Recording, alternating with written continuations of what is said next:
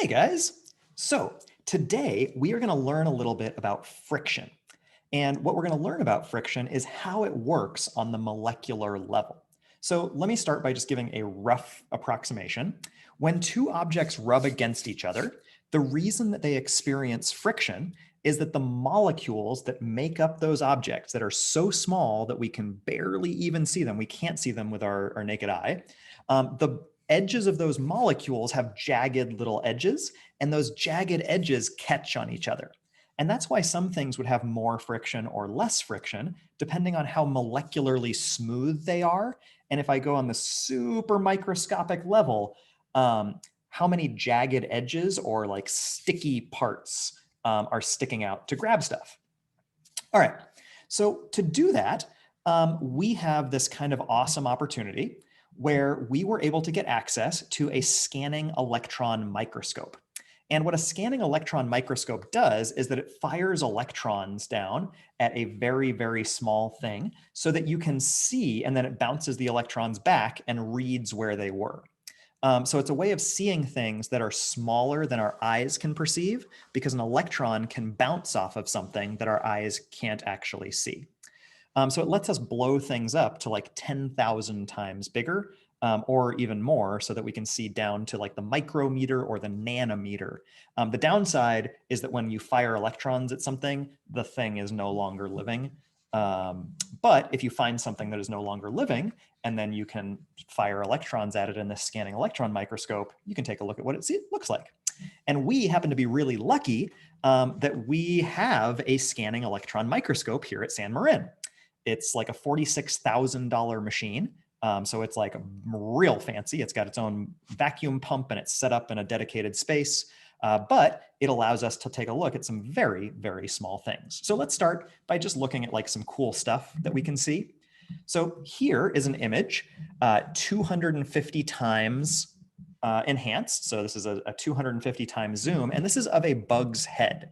So like a fly, and we don't really see it, but the fly has all of these little hairs on its head, and that's what we're looking at here. These are the little hairs sticking off the fly's head. Let's take a look at another cool option. So here, at just 60 times enhanced, is an eye of a fly. You can see all of those little hexagons. Those are the different pixels almost in the eye of the fly. So it has what's called a compound eye. And each of these tiny little hexagons shows a different pixel or a different point of light. And the fly puts all those points of light together to make an image. So this is a zoom in on the eye of a fly.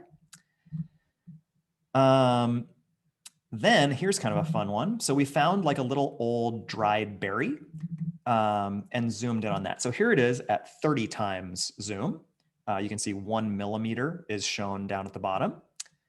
And the mite, there's a little tiny insect, a mite that's on it, and it's right in the middle of the picture right there, if you can see that.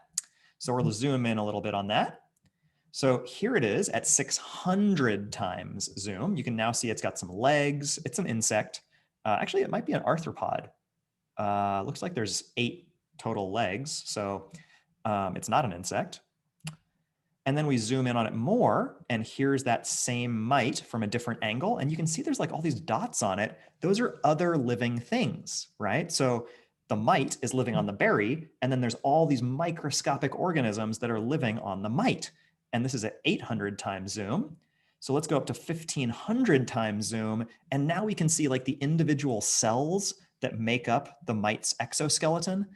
We can see those microscopic organisms that are living on top of the mite. And then there's its legs sticking up, and the mite is sticking on like the underside of the berry. So pretty cool, pretty gross. There is so much cool stuff like existing in the microscopic realm.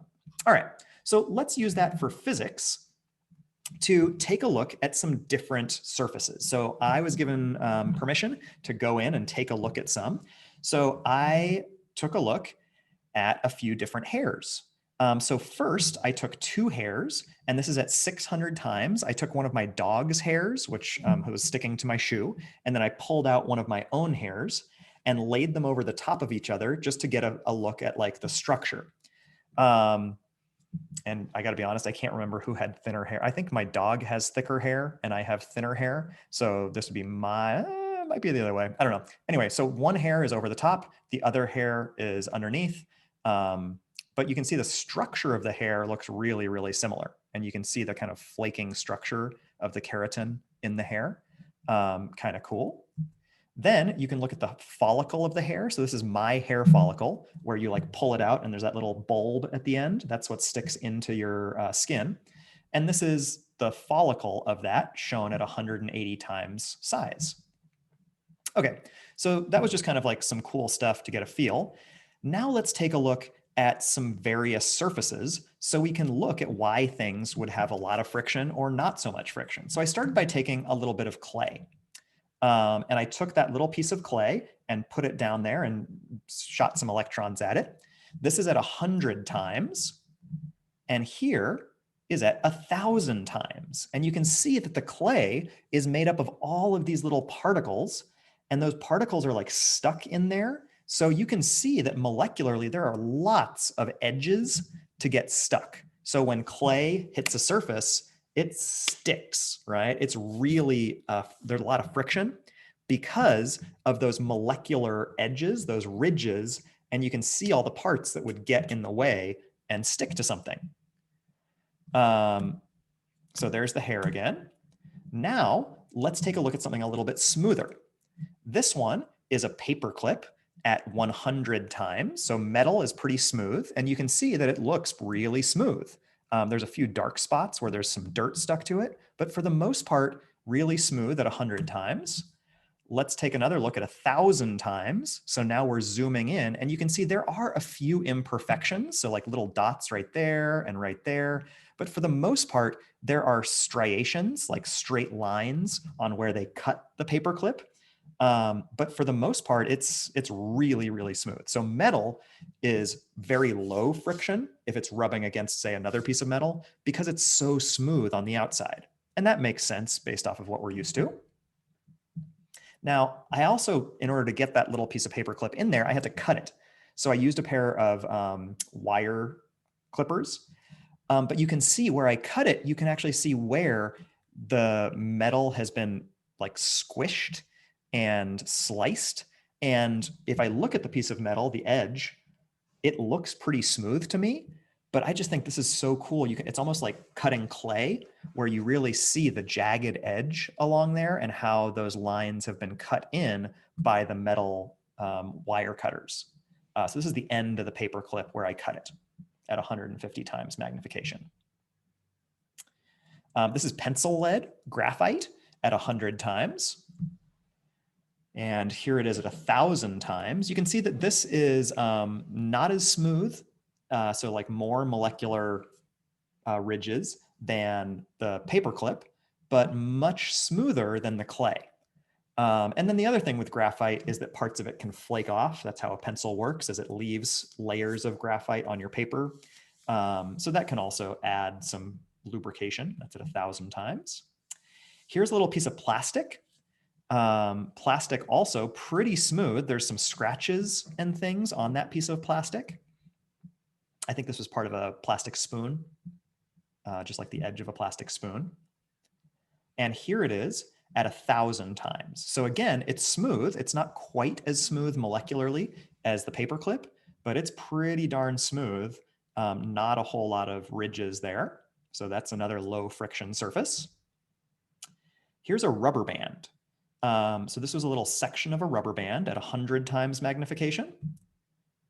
And here it is at 1,000 times magnification.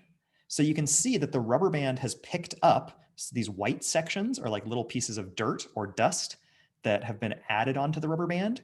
And then the rubber band has a lot of friction because you can see all these like folds, all of this like wobbly stuff could really like suction on and create some good stick there. So like the molecular variation here, there's no actual hole in the rubber band there. I mean, I guess there is on a molecular scale, but nothing that I could see.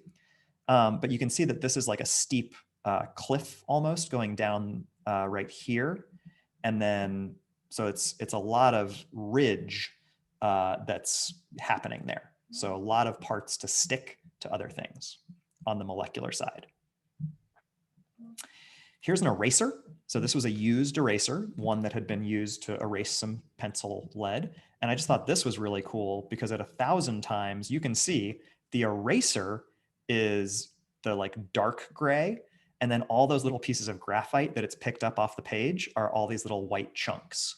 So it's picked up all of these little tiny pieces of graphite and just sucked them into the eraser. And that's how an eraser works.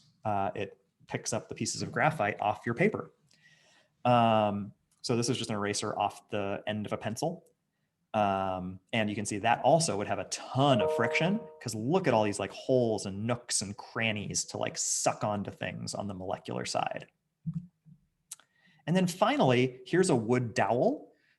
So you might think about using a wood dowel as part of like your axle for your car to keep it running smoothly. Here's what a wood dowel looks like on the side. And then let's zoom in. This is at 50 times. Let's zoom in at 800 times. And oh my gosh, what is it? It's pretty cool, right? So wood, because it's made of plants, right? Because it comes from a tree, you can see here's all the fibers. All those fibers are in there. And like the xylem is like, there's the tube at the end of the xylem that the water would go through. So you can see that the wood is really rough. Like when you get down to the molecular level, there's so many pieces to like grab onto there. So wood would have really high friction if you don't put like a coat of lacquer or put something smooth over the top of it. So you might think twice about using a wood dowel, or especially doing wood on wood. There's going to be so much gripping. It's going to be so hard to make it move. Wood to wood, there's so much grip. So these are all things that you might think about when you are determining which objects to use for different parts of your vehicle. Some parts you're going to want to have really, really smooth. For example, the axle against the wheel surface, against the wheel well. So maybe you might think about using, say, a metal axle against a plastic wheel well, maybe like a piece of straw or something, and then putting a metal bar through that so that it's really smooth. That would get the wheels keep spinning. There's other parts where you might want a lot of friction, like tires on the ground. So putting like a rubber band or something rubbery on the tire would allow it to grip the ground so that when the tires spin, it pushes the car forwards. So think about the molecular level. And when you present your vehicle, I'm going to ask that you choose some of these to demonstrate on the molecular level why you made the choice for materials that you did. How are your materials either maximizing friction, where you want things to stick, or minimizing friction, where you want things to run smoothly? So feel free to show some of these pictures in your presentation to really demonstrate how you intentionally used friction to kind of provide some grip or to minimize the friction to make your car go faster and further. All right.